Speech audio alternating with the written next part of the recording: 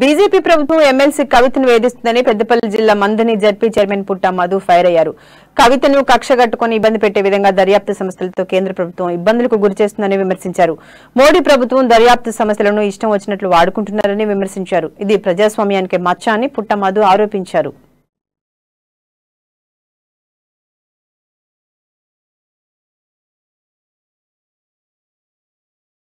MLC కవితక్క గారు వారిని కక్ష కట్టుకుని బీజేపీ మోదీ గారి ప్రభుత్వం ఇబ్బంది పెట్టేటువంటి కార్యక్రమంలో భాగంగా ఈడీతో వేధింపులు చేస్తున్నటువంటి తీరు యావత్ తెలంగాణ సమాజం అంతా కూడా ఖండిస్తా ఉన్నది. ముఖ్యంగా మంత్రి నియోజకవర్గం అధ్యక్షురాలు కవిత గారితో ఎప్పటి నుంచో సంబంధాలతో ఉన్నటువంటి ఈ నియోజకవర్గంలో మేమంతా కూడా వారికి అండగా ఉంటూ మోదీ గారి బీజేపీ ప్రభుత్వ తీరును తీవ్రంగా ఖండిస్తా ఉన్నాం. ఇటువంటి చర్యలు ప్రభుత్వంలో ఎవరు పాటుపడినా ఇది ప్రజాస్వామ్యానికి ఒక మచ్చ అనే విషయాన్ని బీజేపీ ప్రభుత్వం గమనించాలని డిమాండ్ చేస్తా ఉన్నాం. అధికారాలు శాశ్వతం కాదనేది మనకు చరిత్ర